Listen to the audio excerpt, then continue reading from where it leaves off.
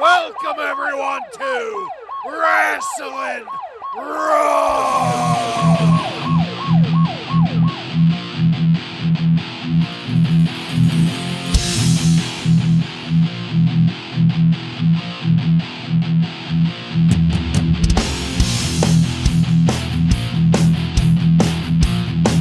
All right, you're listening to Wrasslin Raw, the podcast that takes you back to when Monday Night Raw was uncut, uncooked, and uncensored. Thank you for joining us. You're here with Ryan Arico. Tennis, anyone? No, I don't think so! It never gets old. Joe Gimateo. Thank you for that introduction. It's good to be back here, back getting into our normal format here. Both of you certainly have a face for radio, and I'm excited to do this. I'm Jason Bartlett. That's no relation to Rob Bartlett. We are going to examine WWE history one episode of Raw at a time, and I'm looking forward to doing it, guys. After the Raw So Far series leading into this episode, it was a breath of fresh air to get into some new Raw. What do you guys think? Oh yeah, I'm ready. This is a great episode, too. But before we get into tonight's episode of Monday Night Raw, we're going to take a look back at last time we were here with you. We're just going to give a kind of a brief glimpse of the last episode, Raw So Far 1994, that ended in SummerSlam. So just to get everybody up to speed, get us up to speed, the current champs in the WWF are Bret Hart as our WWF champion, Razor Ramon as our Intercontinental champion, Shawn Michaels and Diesel are the tag team champs. Alundra Blaze is the women's champion. And the last WWF TV that we watched, like I said, was SummerSlam. And in that SummerSlam, Lex Luger was betrayed by Tatanka in the greatest heel turn in the history of professional wrestling. Tatanka joined the $1 Million Corporation. The current stable roster for the $1 Million Corporation is the $1 Million Man as the manager and ringleader of sorts. Nikolai Volkov, the poor son of a bitch with 2 cents on his pants. Bam Bam Bigelow, the beast from the east. IRS, the tax man. And now the Native American Tatanka. Tragic. I mean, if you want a greater understanding of our feelings on that, go back and listen to Raw So Far 94. We can't get into it here because it'll be a very long conversation about what Tatanka's actions have done to us both emotionally and spiritually. Also, the women's championship is kind of stalled at this point. There are not a lot of contenders vying for the women's championship. Back at SummerSlam 94, Alundra Blaze and Bull Nakano had a rip-roaring women's championship match. It was a fantastic thing to watch, and unfortunately, we're kind of not having a lot to work with here after that. We got somewhat of a payoff. I mean, not much of one. A little bit of a payoff in the brother versus brother Bret Hart versus Owen Hart feud and their steel cage match. Little anticlimactic. Again, for our full thoughts on that, go back and listen to Raw So Far 94 Part 2. The bigger issue, for me personally at least, so we don't have to talk about it anymore, is the 2 Undertaker storyline was resolved. Finally. Joe, did you have anything you wanted to chip in on the last time we were with us? No, you mentioned Diesel and Shawn Michaels are the champs, and that actually happened on a house show after SummerSlam, I guess, because at SummerSlam, I believe the Head Shrinkers were the champions, right? So we also have what appears to be the U.S. Open that happened after SummerSlam right before this Raw. So there was actually a few weeks off between SummerSlam and Raw. But yeah, other than that, I'm ready to get going here on this episode. Yeah, absolutely. Me too. I'm excited. I think we finally have entered the definitive Undertaker era. He's got his purple accented costume now. So this is what I think of the Undertaker. So I'm pumped to move forward with it. Yeah, good call on all of that. You're both absolutely right. So without further ado, let's get into it. In this episode of Wrasslin Raw, we're going to be talking about the Raw that aired on September 12th, 1994. This Raw was recorded at the Lowell Memorial Auditorium, in Lowell, Massachusetts, and features Vince McMahon and the Macho Man Randy Savage on commentary. Are you guys ready to do it? Ready. Oh yeah, ready to go. Okay, so after the music intro, Vince welcomes us to Raw by shouting, "Tennis, anyone? I don't think so," just like Ryan did here in the opening. And I gotta say, I like Ryan's version a lot better than Vince's. It's a lot more realistic, personally. I prefer Ryan over Vince. Thank you, sir. Thank you. Yeah, you're very welcome. I mean, it was kind of hard to understand Vince and Macho Man at ringside during some of these asides because they were basically being molested by the audience the entire time. I don't know if you guys noticed that or not, but there were quite a few times where it looked like people were smacking the headphones off of Vince's head. Yeah, that was one of my notes I have here. He had to be so pissed off. I know. He got smacked with that Macho Man buddy doll or whatever the hell those things were called. Yes, and I just thought, man, he's got to be so pissed, flipping out when they're like off air. Yeah. I don't know why I thought this. I don't have a specific reason for thinking this, but for some reason I thought he was like a borderline germaphobe.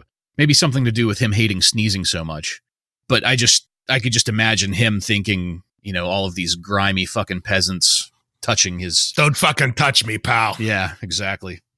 But anyway, so after his little tennis intro, Vince turns to the Macho Man and asks him how his tennis game is, to which the Macho Man states that his backhand is better than his forehand, but nobody can return his serve. Very macho-y thing to say there. There really isn't any kind of, dicking around here. We go straight into our first match. Undertaker with Paul Bearer defeating the master of the martial arts, Kwang, with Harvey Whippleman by pinfall in 5 minutes and 24 seconds. Whenever the Undertaker comes out, huge pop for the Undertaker, and we'll discuss that a little more after the match here, but the crowd's going apey. They love him.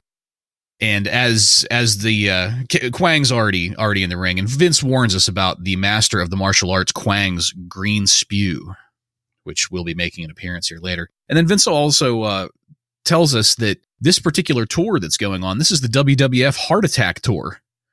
And he states that the Undertaker is starting it off right, and he's not wrong at all, because the Undertaker, whenever the bell rings, goes straight to brawling. After some exchanges, Taker no-sells a couple of really weak-ass karate chops dished out to his back by the master of the martial arts, Kwang. A huge body slam from the Undertaker practically ragdolls the master of the martial arts, Kwang. And this makes Macho Man comment on how the Undertaker is bigger and more powerful than he has ever seen, which we all know that he's absolutely correct in that, because he's bigger and more powerful, at least, than the Undertaker that we've been seeing for the past couple months. The master of the martial arts, Kwang, delivers a devastating roundhouse kick to Undertaker, sending him flying out of the ring. The Undertaker, however, lands on his feet outside, and the crowd loves it. Undertaker gets back up in the ring, and after a couple maneuvers, Undertaker does his rope walk trick and drives the master of the martial arts, Kwang, to the mat. Then something a little weird happens. The Undertaker misses on what I can only assume was supposed to be a flying throat jab. I don't know. That little sequence kind of got a little fuzzy to watch because it was kind of hard to tell who was doing what there. But because he misses, the master of the martial arts, Kwang, uses that to send the Undertaker out of the ring with another kick. At this point in the match, we're going to cut to a commercial. And when we come back, the master of the martial arts, Kwang, is still in charge. The master of the martial arts, Kwang, lays in a headbutt and punches, but these only piss off the Undertaker. Undertaker begins to make a rally here until the master of the martial arts, Kwang, delivers another devastating roundhouse kick that sends the Undertaker flying over the top rope again.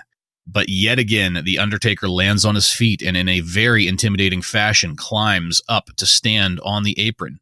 The Undertaker catches the master of the martial arts, Kwang, by the throat when the master of the martial arts, Kwang, comes over to attack the Undertaker. While holding the master of the martial arts, Kwang, by the throat, Undertaker casually steps over the top rope to get back in the ring. I love this great little piece of storytelling. This was Undertaker saying, "You're not going to fuck with me, asshole." The master of the martial arts, Kwang, sprays the green spew in Undertaker's face while Harvey Whippleman is distracting the referee. However, the Undertaker spits the green spew right back in the face of the master of the martial arts, Kwang. It was great to watch. The master of the martial arts, Kwang, is now blinded, and the Undertaker catches him while he's flailing around and puts him up in the chokeslam. The master of the martial arts, Kwang, gets some serious height here in this chokeslam, and after landing, the Undertaker crosses the master of the martial arts, hands over his chest in the Undertaker's signature pin to get the 1, 2, 3. The crowd loves all of it. All of it. And we end this match with Vince McMahon making the comment that we may never see the $1 Million Man's Undertaker ever again. And we cut to a commercial. I am pretty tired of saying the master of the martial arts, Kwang, but we've kind of established it as a gimmick here, and I don't think I'm going to let it die. I don't know what you guys think about that, but I'm going to just get used to saying that until I develop a cyst in my voice box. I mean, that's what he is. Yeah. I mean, we can't let anybody forget it. That's the thing. Nobody ever let us forget it before, but none of our listeners are going to forget it now. Let's get talking about this match. Ryan, you want to kick it off for us as the resident huge Undertaker fan? So to start off, one of the reasons the Undertaker gets such a huge pop coming out is that this Raw was actually filmed before SummerSlam. So this crowd was seeing the real Undertaker before the rest of the world did at SummerSlam. Earlier in the night, during the dark matches, they actually watched Ted DiBiase's fake Undertaker wrestle. So the fact that they were seeing the real Undertaker here, clearly by the fact that he was about 6 inches taller than the other Undertaker, they went nuts. It's been 8.5 months since he's shown up on Raw, so they were ecstatic, understandably. A few other points to point out here. I loved that Harvey Whippleman accidentally wore purple suit to the ring, and it matched the Undertaker. I guess he didn't get the memo that the Undertaker has added purple accent to his costume. So that was pretty funny to watch. Bartlett, what's Harvey Whippleman again? Pound for pound. Pound for pound, the toughest guy walking the streets, yeah. Right, so he can wear whatever he wants. That's right.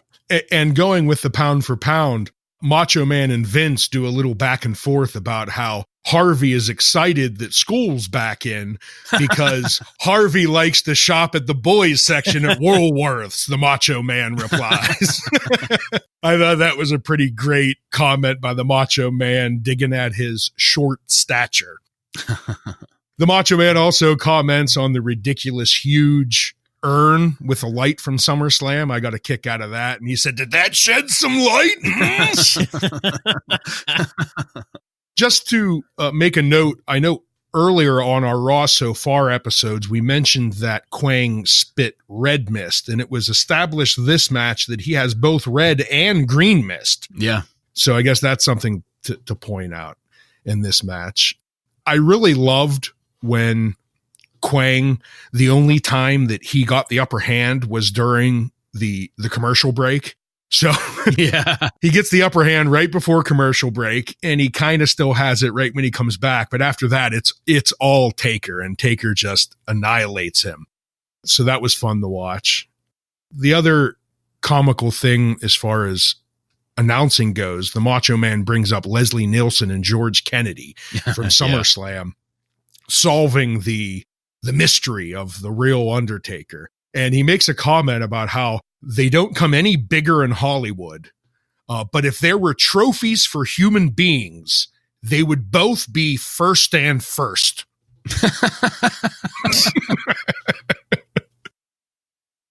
And that would probably wrap up for my thoughts on this match. Well, for me, being the huge resident Kwang fan of this podcast, this was very disappointing. Oh, man. I wouldn't admit to that if I were you. This was just a borderline squash match, really, which is odd because it is Kwang. I mean, Kwang sucks, but it seems like Kwang was a guy they were maybe trying to build up a little bit, but now it's like, all right, you suck. We need to do something different with you. I'm going to make a confession here. I was very close to making this my Jobber of the Week match, just because. He has become a jobber, yeah. A few things for me here is I love Vince talking about that mysterious green spew. And of course it was red this time. And then he said, "There's that nastiness spewing from the mouth of Kwang." which is great. This is, I don't know if you guys are familiar with an old Japanese wrestler named the Great Muta. The spewing is basically stolen from the Great Muta. The reason I know that is because there was a recent women's wrestler in WWE named Asuka that did this during a match. And they made a lot of references towards the Great Muta. And I was thinking, why is nobody referencing the martial arts expert Kwang? Yeah, really. But I thought that was just something I wanted to throw in there. And also, Undertaker's hair is at its peak. Yes. The look is just, it's at its peak. Maybe it's because he had 8 months to work out and look great.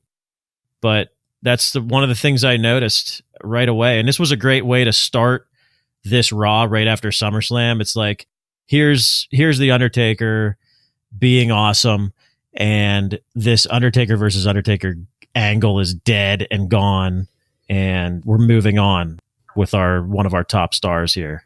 And to be honest, everything about the Undertaker is kind of just, it's the Undertaker I remember. In the way he was moving in the ring, just the extremely slow, methodical trot that he was giving, it was what I remembered as the Undertaker. Yeah, agreed.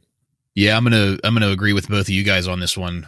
I was very happy to see this match starting out this Raw. It was great to see I know we joke about it, but it was good to see a non-jobber match getting us going here. Kwang did a good job selling it. It was a good match. Yeah, I'm not going to take away from that at all. I mean, my problem with Kwang is the gimmick and the way they treat him like he's legitimate. Yeah, the gimmick's terrible. They got to keep up kayfabe and everything, but the whole master of the martial arts. Actually, in this episode of Raw, Vince kept on calling him the martial arts expert, but I'm not going to let it go. I'm going to keep saying it. Yeah, they tried too hard. With that to put it over, and the spitting of the spew back into Kwang's face, I thought was kind of stupid, but no, that was gold. Yeah, I agree with Bartlett on that. I really like that. It was just kind of establishing that Undertaker is unstoppable. Fuck you, Kwang. Yes, exactly. Exactly. That was the height of in-ring storytelling right there. Spitting it back into his face, hopefully back into his mouth. So anyway, we're gonna move it along here. We all liked it. It was good shit. Nothing really more else to say about it. Go back and watch it. I recommend it. It's a pretty good Raw match, especially considering some of the Raws that we watched leading up to this. So if this is the direction we're heading in, that's good. That's a good thing. After this match, after we return from our commercial break, we get some Coliseum video highlights from SummerSlam. And these are specifically highlights from the Brett versus Owen, brother versus brother steel cage match. Just to remind us of the finish of that match and the antics that happened in the ring afterwards. Jim the Anvil Neidhart had, after kind of doing this overly drawn out, like charge up to run up and do like a clothesline behind the British Bulldog. They were sitting at ringside there. Jim the Anvil Neidhart locks himself and Owen in the cage with Brett to deal some blows to Brett and lay the smackdown on him. The British Bulldog, Davey Boy Smith, was impotently climbing the cage to try to get in and save Brett. So just a quick reminder of that, because this leads us into our next match. Right before the Coliseum video plug, that's when they cut to Vince and Macho, and people were putting their hands all over Vince McMahon. It's interesting to think about, though, right now, that when they actually filmed this, they wouldn't have had the actual video of that match to go off of. Yeah, but they knew they were going to plug it. Oh, they knew the outcome, surely, yeah. Yeah. Jim the Anvil Neidhart defeating a jobber by the name of Tim McNeely? The Graduate. They don't really name him hardly at all. I think they maybe say his name once or twice throughout the entire match. But he defeats him by submission in 3 minutes and 53 seconds. And I got to say, I didn't think that I was going to really like this match all that much, but I wound up kind of liking it. Starting it out, the Anvil comes to the ring, accompanied by Owen Hart, one of my favorites. The Anvil jumps in the ring, where poor Tim McNeely is waiting to receive his beating, and it gets going fast. Neidhart goes straight to physical punishment and gives McNeely a great hip toss, getting some really nice elevation in the move. Then we get a camera shot of Owen at ringside shouting, "Look at him! That's what he's going to do to you, Brett!" At this point, the Anvil is manhandling poor little Timmy here, and is just dominating this match. Timmy gets tossed to the outside, where Owen stands over him, belittling him. And after he gets pulled back in, Neidhart stomps a mud hole into Timmy and takes him to the corner for some more abuse. And this is where we get another shot of Owen at ringside shouting, "You better hurt him again! A little more, Anvil!" And at this point, I have to admit, this is where I started to really get into it. This is some great heel action happening. Both Owen and the Anvil in the ring. Pleasantly surprised with the Anvil especially. And with the amount of big moves and full-on screaming that the Anvil is doing in the ring, I'm surprised that he isn't having a heart attack in the ring. He's really going apeshit with it. Veins bulging. It is the Heart Attack Tour. It is, yeah. That would have been very appropriate. Not just a clever name. The Anvil puts sweet young Timmy into a back body drop and again gets some great elevation with it. And then we get another shot of Owen shouting at ringside. This time he's yelling, "That's what he's going to do to you. He's going to throw you around and he's going to hurt you, brother." So after another whip into the corner, Owen is yelling again, "He can finish him anytime he wants to. He just wants to punish him first." The Anvil finally puts on the camel clutch, and it's over fast. Anvil releases McNeely, and after the victory, Owen comes up into the ring, and Neidhart decides to bend little Timmy back into the camel clutch again, make him squirm some more just for good measure. The Macho Man says somebody ought to get Neidhart a chair so he can quit sitting on that kid. My personal favorite part of this match is where it ends. Owen puts the Hitman glasses on poor little Timmy and starts like elastic bands snapping them in the face with them. Yeah. And he does it a couple times, and then he goes, he's like, "Yeah, I think I'm gonna do it one more time." And then he moves over to the other side to make sure the people on the other side of the arena can see him doing it. So I was looking forward to talking about this one with you guys. Joe, start it off. I loved great recap, by the way. Great job on the Owen Hart. Thank you very much. Giving him credit for all that. Yes. Because really, like, Anvil sucks. He sucks as a singles guy, but man, Owen Hart at ringside just made this for me. Adding the color commentary. Yeah. That's what he's gonna do to you, brother. Yeah. And the snapping of the glasses, my God, I was laughing so hard. I don't know if I've laughed that hard at anything we've watched yet at this point. One of the other things I noticed was that they were just calling him the Anvil. They weren't using his name Jim Neidhart at all, which I thought was kind of weird. And him using the camel clutch as a finisher, I think, was pretty good. Other than that, obviously the highlight of this was Owen's antics. I really enjoyed this match too. I was surprised the Anvil put in such an entertaining match, and McNeely, man, he did a hell of a job in the ring. Yeah. He was really selling these tosses. That one early at the beginning of the match when he tosses him out of the ring, that it looked real. Yeah. I mean, it looked like he legitimately just got tossed out the ring, which I guess maybe he did. But it was pretty clear to tell as the match went on, the Anvil was getting pretty winded. You could see him just like really sucking wind in there, but I got to hand it to him. He put up a really good match here. It was short, but it was entertaining. There was a lot of energy in it. I enjoyed almost every minute of it, including, as you both mentioned, the sunglass snapping was just as they just humiliate Tim McNeely in the middle of the ring. I would love to know like whose idea that was. Whoever's idea that was, like, man, props to that person if it was Owen or whoever. It was beautiful. I really enjoyed it. I mean, I made my feelings on the match overall pretty clear here. I was impressed with Jim the Anvil Neidhart. I did not go into this match thinking that that's something I was going to say at the end of it. I am unsure if that's more of a statement on poor little Timmy McNeely, but it is what it is. He sold the shit for the Anvil. To the Anvil's credit, some of those moves were looking pretty stiff. I don't know if you guys noticed or not.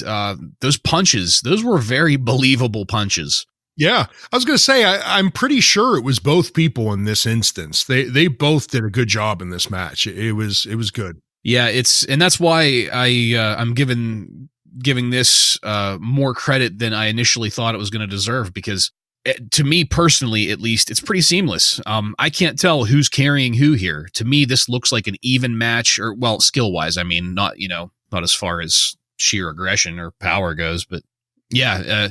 It was a great looking match. And then Owen was just the icing on the cake. I mean, if Owen hadn't have been there, I might not have liked this quite as much, but I'm pretty sure I still would have liked it. So yeah, the snapping. Just one more time. All right. So we're going to keep it moving here. Next up in Raw, we had a video montage with Todd Pettengill doing a voiceover. Todd Pettengill. At least we only had to hear him this time. We didn't have to see him. So during this video montage, Pettengill is describing how once already Jerry the King Lawler has been forced to apologize after an illegal assault on Duke the Dumpster Droese with his own trash can. That is actually a nice little Easter egg for our dedicated listeners, all two of them out there. We covered Raw 68 back in our final episode of Raw So Far 1994. Raw 68 was the test episode that we did, and this apology that they're referencing here was in that episode. So, if anybody's keeping score out there, there's one more thing that kind of ties this all together. We then get a set of scenes of Duke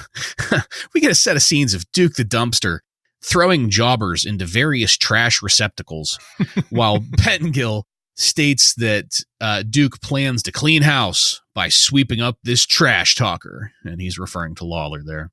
And we get our first pitch of the evening. Raw next week, we will get Jerry the King Lawler versus Duke the Dumpster Droese. Joe, did you keep track of how many times they wound up pitching this match? I think at least 95 times, probably. They just never shut up about it. One thing I really loved about this little video montage they put together was them showing Duke the Dumpster's kind of calling card hand motion, and it's merely the motion of him throwing the garbage can into the back of the garbage truck. Like, that's his calling card move. Did you guys notice that? Is that what that is? I saw him doing it. I didn't put two and two together that is a garbage can motion. I watched it a few times, and the only thing I could surmise from it's the motion of taking the garbage can, and when you throw it into the back of the garbage truck, that's the motion he's making. Wow. Yeah. Start calling you Eagle Eye on this shit, man. Hopefully that's the first match next week, so we can just get it over with. It's going to be the final. You know it. Probably.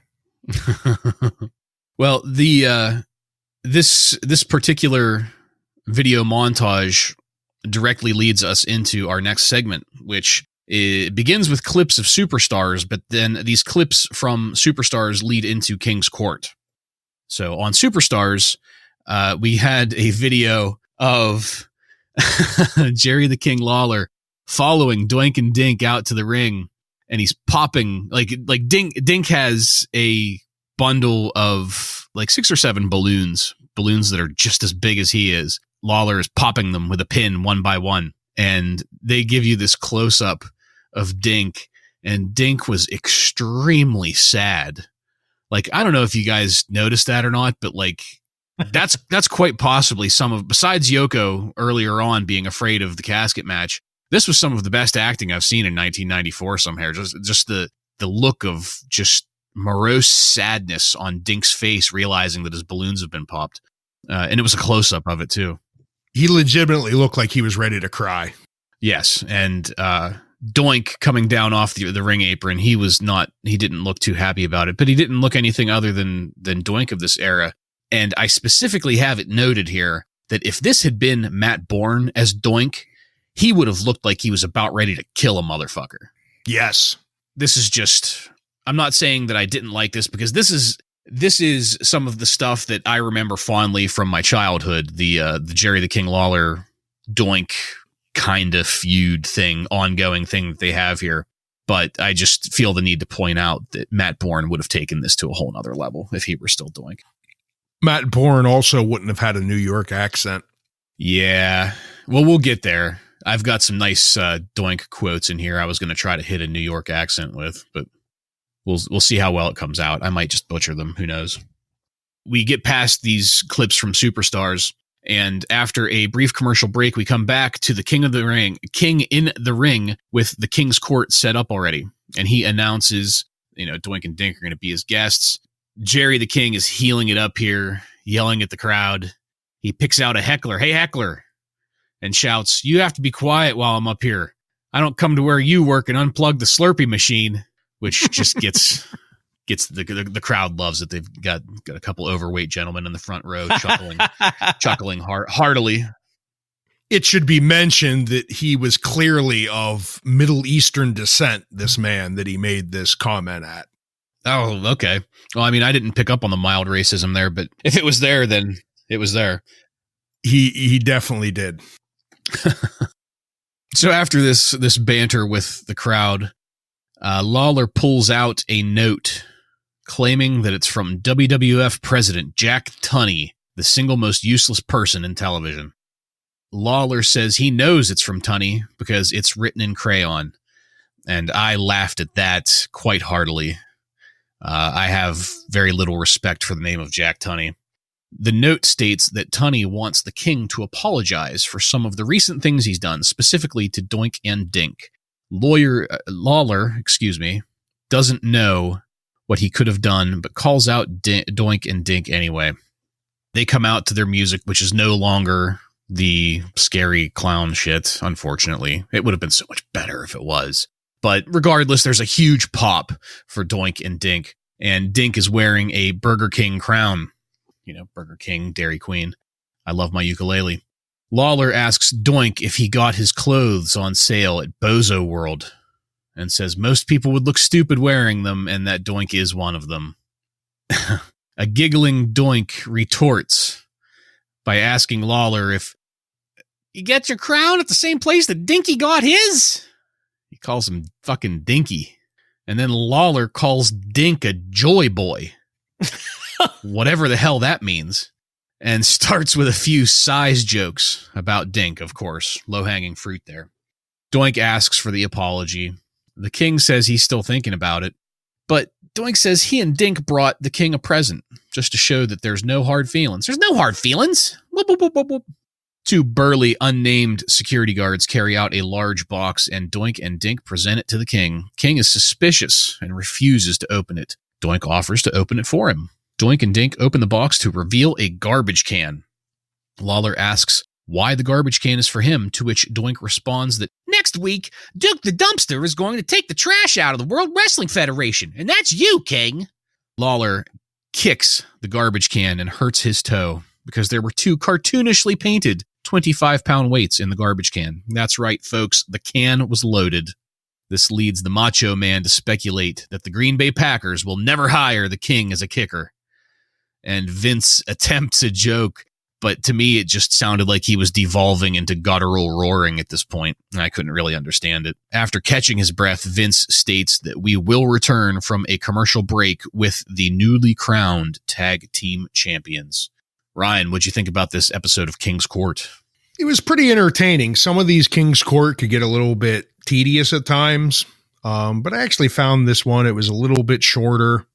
There wasn't as much talking between the two, and it was just kind of a cartoonish like setup with him kicking this garbage can, a couple funny back and forth between him and Doink.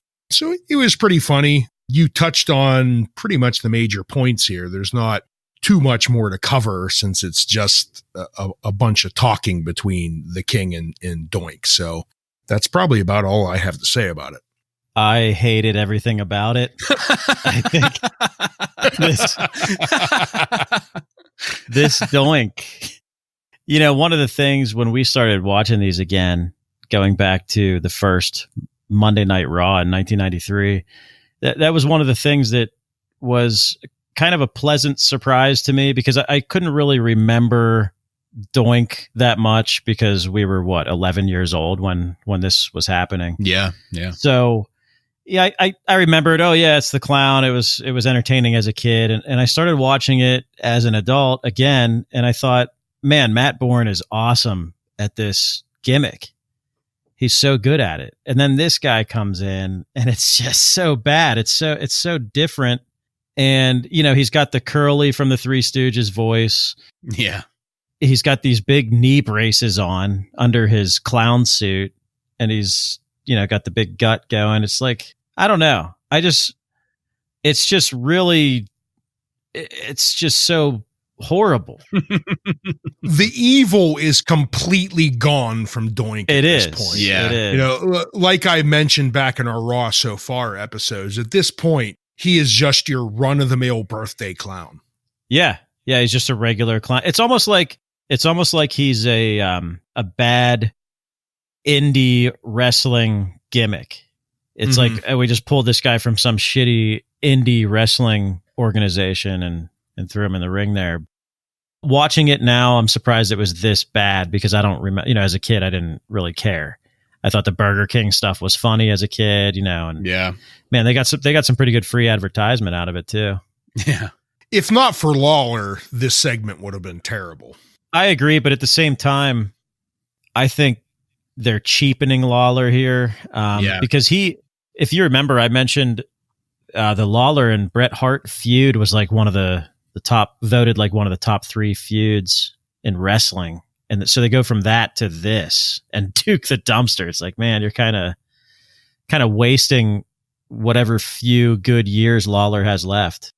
Yeah, so that's the thing that I think we all need to keep in mind about this particular King's Court, is that this was all just a vehicle for selling the Lawler Dumpster match next week. That's it. It served no other... The whole apology bullshit, I mean, it was stupid. There was really no, popping balloons. Who gives a shit? Who's going to apologize? You know what I mean? Nobody's going to make anybody apologize over some balloon popping, least of all King Ass fucking Jack Tunney dipshit, But USA saw that as pretty violent. Yes. It's no prosthetic arm. That's for goddamn sure, though. God, going back, just that's a good example right there. Going back to that and how hilarious and great that was. And then going to this, it's like, so disappointing. But, Matt Bourne, he fucked up. So what are you going to do? Yeah, I mean, you're right. And it definitely ought to be noted here that despite what we think, the crowd popped for them. They loved them. They were a draw. I don't know how much of a draw, but people liked them enough for them to keep him around. So that says enough right there. I liked him as a kid. I won't lie about it. Absolutely. Yep. Now, in hindsight, now as an adult, we can see the deficiencies there, but it just gives us that much of a better appreciation for Matt Bourne. So we're gonna move it along here to the next segment, which was another commercial with a Todd Pettengill voiceover.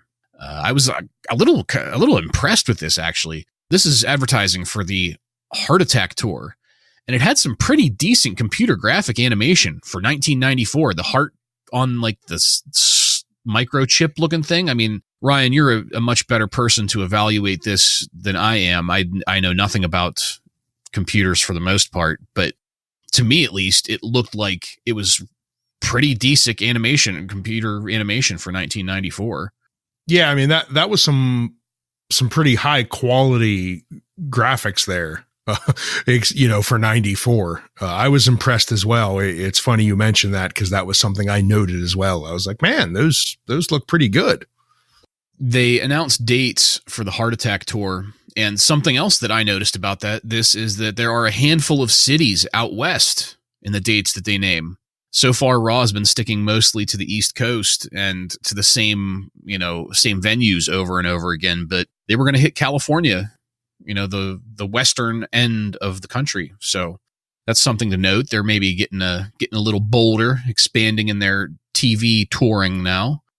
The tagline that they cut out of this with is "Feel the beat of excitement as the WWF Heart Attack Tour makes its way to your town." The beat of excitement. The beat of Duke the Dumpster's garbage truck. Beep, beep, beep. Back up. Okay, so that's going to lead us into our next match.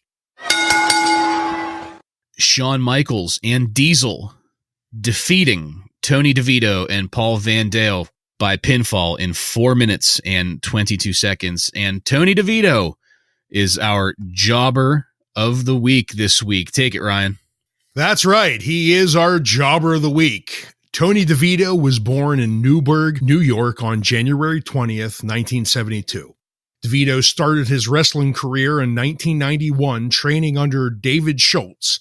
If that name sounds familiar, it's because it's the same David Schultz really that slapped the reporter John Stossel on 2020 back in 1984 for saying, "I think this is fake." DeVito debuted in the WWF in 1992 and worked as a enhancement talent for the company for the next 4 years. After leaving the WWF in 96, he would spend the next 4 years bouncing around the independent circuit before joining ECW in 2000. At ECW, he would join the faction called the Baldies. The characters of the DeBaldies were all bald-headed thugs. The DeBaldies would go on to feud with the likes of Balls Mahoney, Axl Rotten, and New Jack. After the bankruptcy of ECW in 2001, DeVito would again bounce around the independent circuit, predominantly in Ring of Honor. In 2005, he left Ring of Honor and went into semi-retirement. In 2006, however, he would return to the WWE for 2 appearances. On June 20th, he was on an episode of ECW. DeVito appeared as Macho Libre, a parody reference of both Jack Black from his character Nacho Libre and the Macho Man Randy Savage, losing to the Sandman in a squash match. Then, on the 4th of July, another episode of ECW, DeVito would appear as a fake preacher who railed against the ECW, again being attacked and beat by the Sandman. That would be the end of DeVito's normal in-ring action, only appearing in a few independent matches since. Tony currently resides in New Windsor, New York, with his wife and 2 children. Finally, on November 15, 2016, DeVito opened a wrestling school named Professional Wrestling University of Florida, located in South Dayton, Florida. You know, it's interesting that you brought up David Schultz, because that's when you first said that, I thought you were talking about the Foxcatcher. Same here at first. Same here. And then I realized, oh, wait, there was a professional wrestler named David Schultz. You guys remember that scene where he slaps Stossel? Yeah. It's worth looking up on YouTube for any of our viewers if you're not familiar with it. It's pretty hilarious. Yeah, that's pretty cool. I remember the Baldies, not very clearly. I remember them being there and doing things, but I didn't know that was Tony DeVito. I never put 2 and 2 together, that he was a jobber from back then. Huh. Very, very informative as always. Thank you very much for that, Ryan. Jobber of the week, everybody. So that being done, we're going to get into the match here. So as Shawn Michaels and Diesel come to the ring, Vince McMahon reminds us that they won the tag team championships the night before SummerSlam. So keep that in mind. We were a little confused about that. And I mean, we pretty much explained what was going on here already with the time of recording and all that stuff going on. But up until this point, I thought that the Head Shrinkers still had the belts. Just goes to show how convoluted some of this stuff can get. It's amazing that they were able to film this ahead of time and call it like it was the future. I don't know that I could have kept that straight in my head. It was like Diesel and Shawn Michaels. They sent the tag team belts out to the cleaners before they decided to wear them. So that's why they didn't wear them to the ring. So the match starts with Shawn Michaels in the ring with Tony DeVito. And Michaels does this really cool, smooth move where he kind of like climbs over the top rope and is standing on the apron, taunting DeVito over. So that once DeVito comes over to like take a swing at Michaels slides under the bottom rope between DeVito's legs, pops up behind him, and then when DeVito turns around, Michaels just nails him with a full open-handed slap. That was very slick. Yeah, I was very impressed watching that.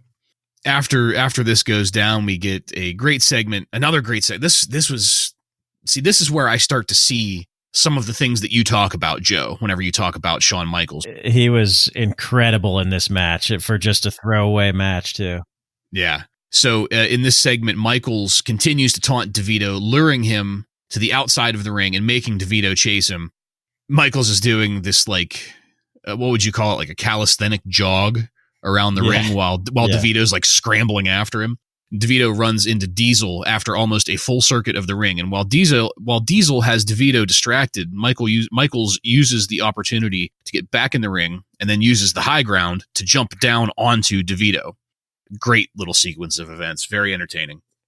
The ring announcers have been and continue to hint at possible tension between Michaels and Diesel because Michaels had possibly costed Diesel the Intercontinental Championship at SummerSlam. It's up for debate, according to Vince and Macho Man, at least.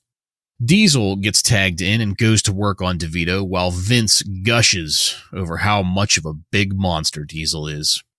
After Michaels gets tagged back in, we get a really creepy camera angle looking up at Diesel as he's standing at ringside, and the camera is like looking up at Diesel, zoomed in on his face, and he's saying, "Yeah," while Michaels has DeVito in a headlock on the mat. It really freaked me out. DeVito is finally able to break that. He gets over and he tags in Paul Vandale. Vandale. They kept on saying it different ways during the match. At this point, Michaels is back in the ring and is being his usual arrogant self again. He gets Vandale into a standing suplex, barely. Looked like he almost had a little bit of trouble getting him over the shoulder there. Michaels tags Diesel back in. Diesel hits Vandale with a sidewalk slam and then an Irish whip into the big boot to the face. He signals for the jackknife powerbomb and then hits it while we're at split screen. I had to go back and rewatch this because I thought that he just, for whatever reason, didn't do the jackknife powerbomb after signaling it. But it's because right at that moment, whenever he's getting ready to do his signature move that everybody loves to watch, they decided to do a split screen on us. So yeah, that was horrible. Yeah. But he does hit the jackknife powerbomb. And instead of going in for the pin, Diesel tags in Michaels again, goes to the corner, and then stands in the corner at the ring post and allows Michaels to climb up and then jump off of Diesel's shoulders into a splash onto Vandale to get the pin. This was a pretty decent match. It opened my eyes a little bit. Joe, why don't you get us into this one? Yeah, I like the pairing, Michaels and Diesel as a tag team, but it's almost like they're too good, especially with, we talked about how bad the tag team division is right now. It's almost like, these are two superstar singles stars, basically, that they just threw together for a storyline aspect because we know what's going to happen later. It's almost like you could tell that they weren't going to stay a tag team. Yeah, especially with what happened at SummerSlam. That was the planting the seed of them possibly splitting at some point. And the other thing is, these guys are heels, but they're getting a huge pop from the crowd. They're getting Diesel chants from the crowd, which was interesting. So that adds to the story even more for them. So it's like the fans are just playing right into it. So that was interesting. Everything that Michaels and Diesel did in this match, I thought was great. It was very entertaining, especially given the fact that they're going up against jobbers. Usually jobber matches, I'm just like, who cares? But this one was pretty good. And I loved the mocking of the head shrinker's finisher. Yeah. But making it even better by Michaels going off the shoulders. I thought that was awesome. I always assumed the first time I saw the head shrinkers finish that that's what they were going to do. Right, but it's just like jumping off the top rope over the other one. But this was pretty cool. Yeah, I'm looking forward to seeing them in more tag team action. I think during this match, it's pretty easy to see why Vince decided to push Diesel so fast, because he got a baby face pop here when Diesel came out. You know, the crowd really, really went crazy for Diesel. Yeah, he's over big time. Yeah, big time. He is not a heel anymore. He's getting baby face pop here. So that makes sense. Just as you both mentioned, it's a really fun match. The jobbers are doing their job. You know, Shawn Michaels and Diesel, they're going out there giving the crowd a show. And it's just a really entertaining match to watch. Everyone's doing their job and comes away as a good night. There's really nothing really bad to say about this match. Yeah, Bartlett, you mentioned the barely getting him into that suplex. I noticed, I think the jobber, I think he dead weighted him there because he looked like he was pissed after he did it. Did he? I don't know if Michaels was doing that on purpose, but it looked like he was pissed. Like he had this look on his face that I noticed after that. I didn't notice that at all. I just noticed the kind of like, I don't know what you would call it, but like the speed bump in the choreography, for lack of a better phrase. Like everything was going smoothly, and then it's like, yeah, right. With that Paul Van Dale, as soon as he got in, you could tell, because he immediately horribly telegraphs a move, and it causes Macho Man to even comment, Western Union all the way. We don't know much about Paul Van Dale here, but even before he became Jobber of the Week, Tony DeVito is a name that we have seen many times in our Raw watchings. So it makes sense that he would put on he would do the better job of enhancing this match than Van Dale would. He seems to have been a trusted name in the enhancement talent roster there. And also, I mean, he gets the majority of the match here. It's not a terribly long match. It's 4 minutes and 22 seconds, but yeah, the bulk of the match is with Tony DeVito in the ring. And I'd be, now that you've mentioned that and just taking it all into account, I would probably be leaning towards what you're saying here, Joe. He probably dead weighted him a little bit. And I wasn't necessarily blaming that on anybody. You know, I wasn't blaming Shawn Michaels for that. I just noticed it. You know what I mean? It kind of broke the suspension of disbelief there for a minute. But as for the match itself, I'm not as high on it as you guys maybe are. I mean, it wasn't bad by any means. Don't misunderstand me there. This was not a bad match at all. I didn't see it as a great match, but I did, like I said before, I did start to see what you're talking about with Shawn Michaels here. These little things that he's doing in the ring to really maintain his character, his gimmick. So yeah, I still don't get, I got to think of the right way to put it. It's not that I don't get Diesel. I see what his appeal is. He's large. He's in very good shape. He's getting better day by day with his in-ring storytelling and all of that, the promos and everything. I mean, he started out kind of green in the WWF at least, but I still kind of just don't get it. He's big, yes. He's intimidating looking, yes. But I mean, I don't know. He steps over the top rope. So does the Undertaker. I think the fact that they have him with Michaels definitely boosts it a little bit. Because if you think about it, if they brought him in and they put him with like Harvey Whippleman or somebody like that, I don't think that he would have elevated as much as he did. I think having him paired with a guy like Michaels certainly helped him out, and he was paired with him right away. Yeah. Shawn Michaels, of course, is going to help anyone he's teamed with. Right. I think that certainly helped. But yeah, I mean, he has an appeal to him for sure. He's Big Daddy cool. He's a cool looking guy, big guy, has a great finishing move. You know, it's just the fans just love him at this point. Just quickly attached to him.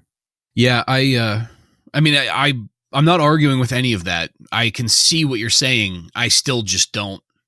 Maybe I'm the asshole here. I just don't get it. I kind of get it, but not really. Not enough to get excited whenever I see a Diesel match coming up, I guess. But with that said, we're just going to keep it moving along here. Next up, we had a couple of quick commercials here. We had an Ico Pro commercial featuring Razor Ramon. Wrasslin Raw's own Ryan Arico sports an Ico Pro shirt every now and then. I do. You've got to want it. We also got a Slim Jim commercial. Snap it to a Slim Jim. Oh, yeah. I've also been known to eat a Slim Jim or two. Haven't we all? After the commercial break, we come back to clips from this past weekend Superstars, and these clips are going to, again, lead us into the following match. So the Superstars clips highlight an altercation between Bam Bam Bigelow and Adam Bomb. Savage says he can feel the nuclear fission as he speaks. On Superstars, the $1 Million Man was offering an open challenge to anyone that wanted to come out and take on the Beast from the East, Bam Bam Bigelow. Adam Bomb comes out to new entrance music. They stand face to face, Bam Bam and Adam Bomb, and start jawing at each other. And then they start trading punches. Adam Bomb gets Bam Bam out of the ring, and that's when they start to, keep them pulled apart. After this little sequence, we break to commercial with the promise of seeing Adam Bomb in action next. Ryan, your thoughts on Adam Bomb? Fucking Adam Bomb. This is going to be, as I've mentioned before, after his squash match to Earthquake, this is kind of the end of his time with the WWF. I believe his Bam Bam Bigelow feud is going to be the last feud he has with anyone major. So I'm glad that that's coming. I'm sad that it's with Bam Bam, that Bam Bam has to reduce himself to fighting with Adam Bomb. He's got to reduce himself. I've said many times, Bam Bam is a hell of a worker in the ring. So it's sad to see him have to have a feud with Adam Bomb, a worthless piece of shit. Well, could you guys guess what my thoughts are on babyface Adam Bomb? I love it. I love it. I love the new look, the new gear, the new music, the new entrance. It's bad. It's all bad. All of it is bad. I don't understand. Everything he does is bad. It's all in the middle of the ring. Have you noticed all of his moves that he does are in the middle of the ring? He doesn't. The meltdown. He doesn't do anything anywhere else. At one point, he has Dwayne Gill outside of the ring. I'm thinking, oh, maybe he's going to, give him a couple punches outside. No, he throws him right back into the ring and goes into the middle of the ring for, some more sidewalk slams or whatever he does. I also have it noted here that his new ring attire really reminds me of Crush. Like him and Crush could be a tag team partners right here. I will say though, in all seriousness, the new music, I kind of dig it. I like it. It was better music for sure. Yeah. That hard snare drum. I like it. But my God, you're trying to kind of reinvent this guy and it's not going to work. He has no charisma at all. None. I have to say, I do love Dwayne Gill in this match though. Man, I mean, he has some serious energy in this match. The way he's running around and taking these slams by Adam Bomb. I mean, you could see why Gill was such a big name in the WWF for so long in the enhancement talent world, because he just looks like he's having a blast out there. And I think the fans were watching him as well. I'm going to have to say that I just kind of fucking hate all of it. I didn't care for the new music at all. Fuck that. Fuck him. Fuck his new ring gear. Fuck Adam Bomb. The thing that made me sad was, and Ryan, you alluded to this before, yet again, They're using Bam Bam to get somebody over that doesn't deserve to get over on Bam Bam. I am a fan of Bam Bam Bigelow, the Beast from the East. Was always, whenever I was a kid and up through till today, always one of my favorites. And yet again, he's just some fucking tool that they're using to put over the fucking jack off. And what's with that terrible finisher that they didn't have a name for? Like, the finisher is bad, first off. And Macho Man calls it like, Macho Man says something like, "This is the over and duck under move." I'm like, what? We're getting ahead of ourselves here, boys, though. Well, do we really even have to go over the details? Yeah, we've already kind of touched on Dwayne Gill, and there's not really much in this match. And then Vince calls it the creation of devastation, I think is what he said. No, that's a sign a sign that a kid was holding up in the crowd. Okay. The over and under duck under move is what Macho Man was calling the little sequence of events that wound up with Gill laying on the floor outside of the ring. There are some points that I would like to note here in this match, though. I did note that I am completely transfixed with Dwayne Gill's platinum blonde hair, completely bald on top, with the sides and back hanging halfway down his back. And he really looks like a third-rate Hulk Hogan here with this look.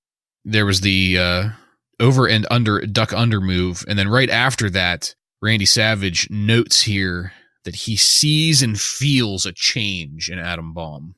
Between that and I was going to call the that finishing move a pump handle slam. I mean, I know it wasn't exactly a pump handle slam, but it was, I don't know, like a modified one, kind of.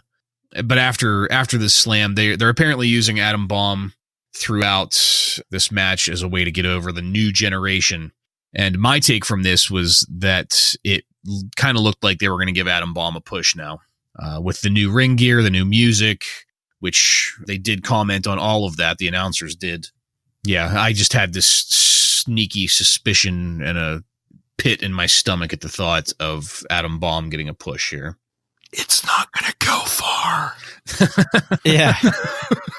We've noticed a pattern anytime Vince oversells somebody, it's just not working. Like with Kwang, martial arts expert or whatever he calls him. And in this match, they kept saying over and over again that there's no Harvey Whippleman anymore. He's a babyface. There's no Harvey Whippleman. I mean, they just had to keep bringing it up and putting him over through commentary rather than just letting the guy get himself over like a Diesel that we just talked about. It's just, it's not working. I also thought it was worth noting at some point during the match, Vince brings up the Macho Man being involved in a charity softball game. And the only thing I could think to myself is, where's Sid? Sid? Yes. Yeah. Yes, I thought that too. Softball Sid. So we're going to keep it moving here. Next up, we had a commercial for the WWF, and I enjoyed this one. This is amazing, yes. Yes. This takes place, so imagine, listeners, that you are in a Catholic church. It's a dark night, and a young man has entered the confessional. He starts confessing. He says something about his neighbor. He's lied to his boss. And the priest says, "Excellent." And the more the young man confesses to stuff, the more the priest says things like, "This is great. I love it. What a move. Go for it." Yeah, the young man admits that just last night he asked his secretary out for a date, even though she's married, and the priest says, "What a move. Go for it one more time." The young man, confused and wondering what's going on, can't possibly know that the priest is actually watching an episode of WWF TV on a small TV in his side of the confessional booth. And of course, on the TV, it's Lex Luger. And we get a graphic showing the new WWF generation, and the announcer says, "Put your faith in us." Thank Friar Ferguson for this commercial. Indeed. Joe, what'd you think about it? Pretty edgy considering they just got rid of Friar Ferguson not too long ago, right? Yeah. Yeah. So yeah, a little edginess coming out of this here. This must have been, I don't know, maybe Linda let Vince take over again after he won the steroid trial here. I also loved right when they came back after the commercial, Vince says again, put your faith in the WWF. Yeah, and speaking of, so this is going to bring us into our next match. The Bushwhackers defeating Barry Hardy and Bert Centeno by pinfall in 5 minutes and 4 seconds. Yeah, he starts off by reiterating that you can put your faith in the WWF, and then he is immediately proved a liar as Luke and Butch enter the arena, licking heads the whole way down to the ring.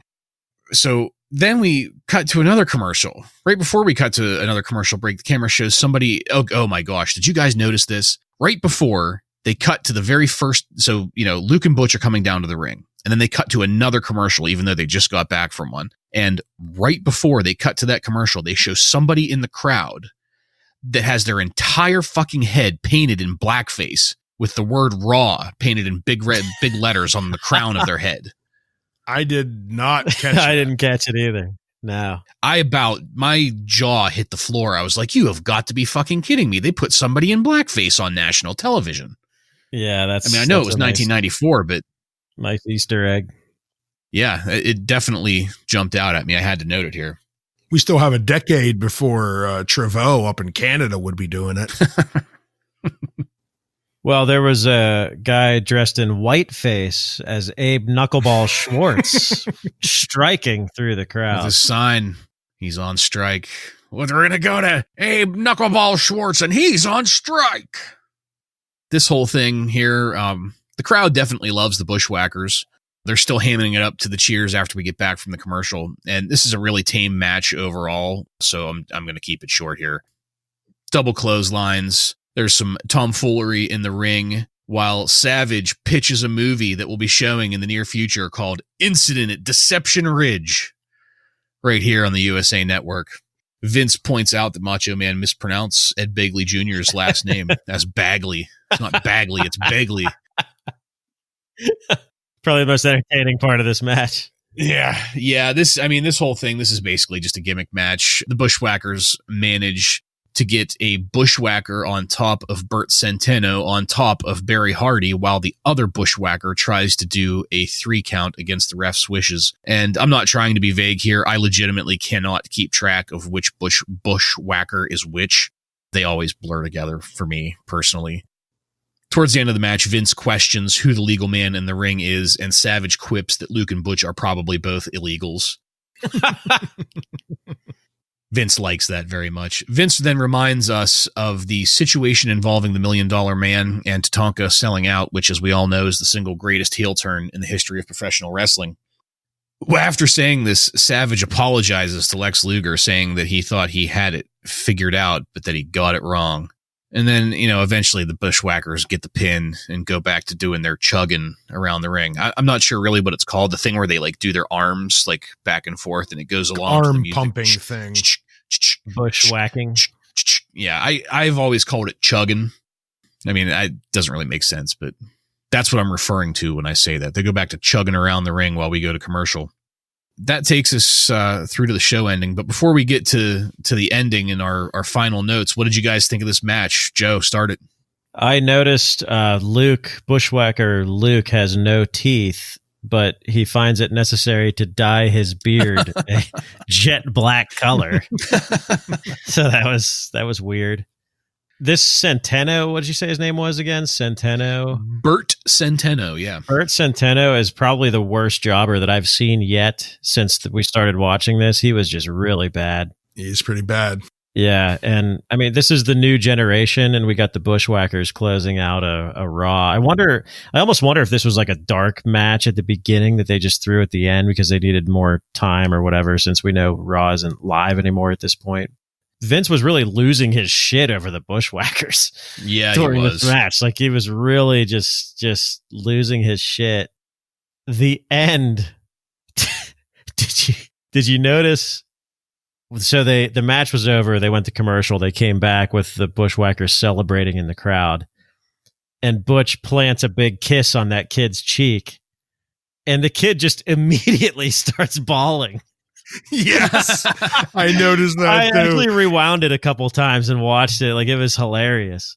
This kid's on his mom's shoulders. Butch plants a big kiss on his cheek, and he just immediately starts crying his eyes out. Yeah, he's just screaming.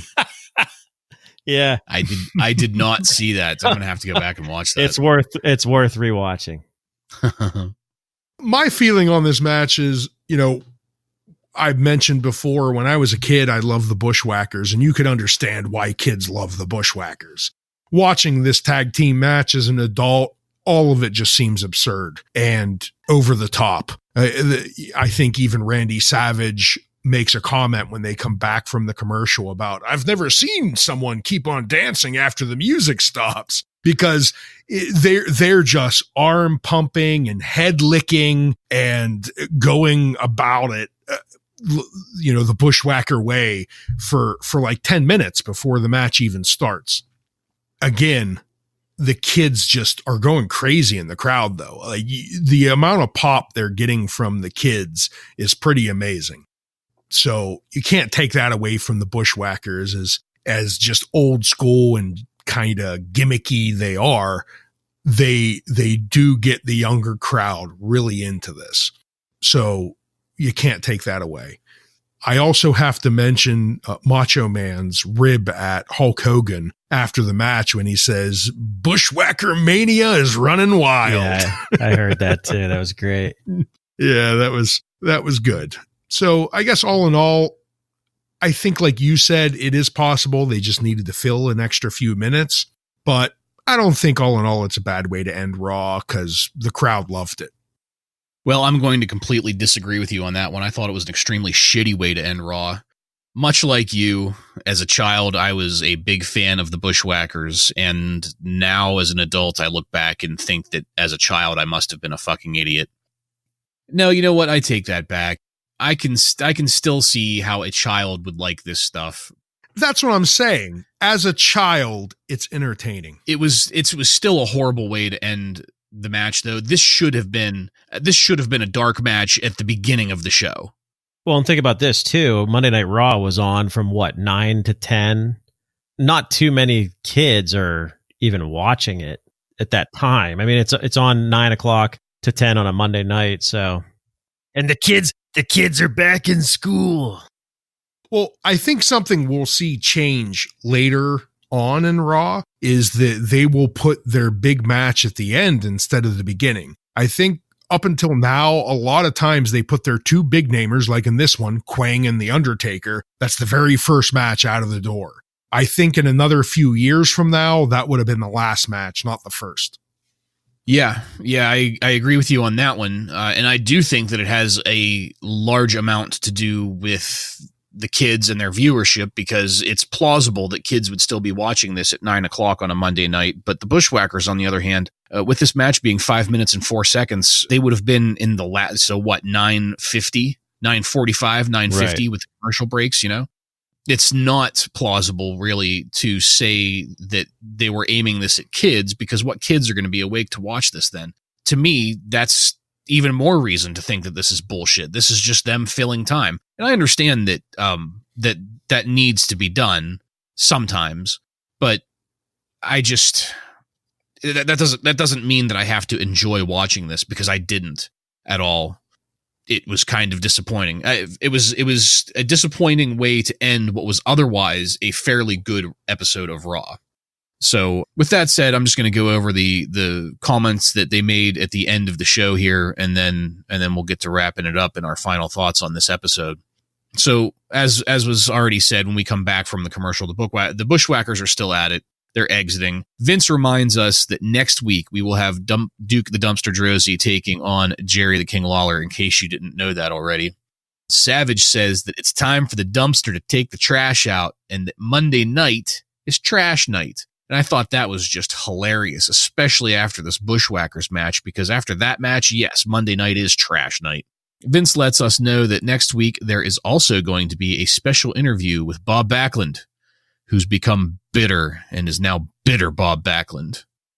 We are informed, much to my chagrin, that next week we're going to get Lex Luger in action. We're going to get Yokozuna in action, and he's bigger than ever. And then we fade to black with Savage doing a poor imitation of the Bushwhackers chugging. And that's it. That's it for this episode of Raw. What'd you guys think? Let's do some highlights and lowlights.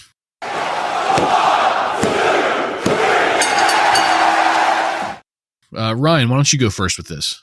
My highlights are going to be the return of The Undertaker. As I've mentioned many, many times before, I love The Undertaker, and it is just great to see the definitive Undertaker ready to go in the WWF with his purple accent. So that is definitely my highlight. My low light is going to go with Adam Bomb.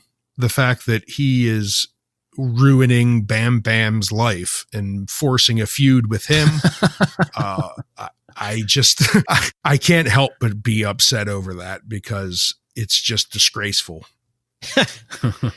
I'm going to agree with Ryan on his highlight. I think starting the show off with The Undertaker was a great way to start the show. And my low light is this terrible, shitty version of Doink the Clown. Oh, that's a strong contender there. Yeah.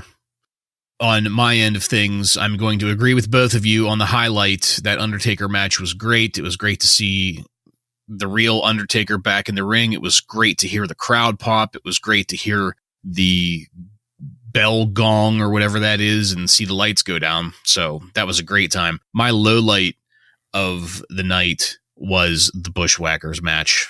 I've already said why. It doesn't need to be repeated. Just bad way to end it. So that's the low light. Joe, would you like to give us some contemporary wrestling news for around this time in 1994? Yeah. So we had, as we mentioned before, we had a few weeks off from Raw due to the US Open. So there's quite a few notes here, but just to run through a few of them from the Wrestling Observer. A couple things outside of WWF during this time. 1994 Clash of Champions WCW show. It actually aired on TBS, which I thought was interesting because I always thought that was a pay-per-view event. But that was the most widely viewed wrestling. That had the most widely viewed wrestling match ever on cable television, which was Flair versus Hogan. I'm sure you guys are aware that when Flair was in WWF, he never had a match with Hogan, and that was like a big thing with the fans. They didn't, they were always pissed off that they never got that match, but then when Hogan went to WCW, they got it. ECW, at this time, was known as Eastern Championship Wrestling. Jason, you were a big ECW fan. Yeah. So you probably remember the birth of Extreme Championship Wrestling. Yep. Shane Douglas. Shane Douglas trashing a belt, I believe, correct? Yeah. Yep. It was the NWA Eastern Championship Wrestling belt. Yep. That happened on August 27th of 1994. So just about a month before this Raw episode. With WWF, there are some rumblings between WWF and Jim Ross on a contract dispute. You'll probably notice we didn't get any Jim Ross recently. Apparently, they're not getting along with contract negotiations at this point. Brian Lee, the fake Undertaker, he is expected to return, but with a biker gimmick. That's the word on the street. Johnny Polo has quit the WWF. He is gone. Raven. Yes. Radio WWF, speaking of Jim Ross, Radio WWF has officially been canceled. Dave Meltzer, I don't know if he doesn't like Todd Pettengill or if this is just like a goofing around thing, but he refers to him as Todd Petting Zoo in all of his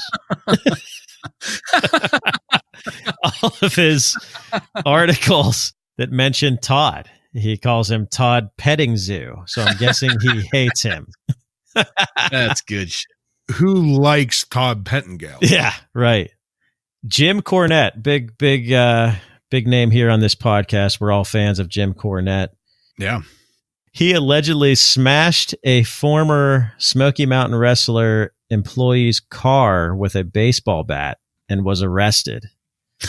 He apparently got into a fight with this employee. The employee wasn't named in the article, but he smashed up their car with a baseball bat and got arrested.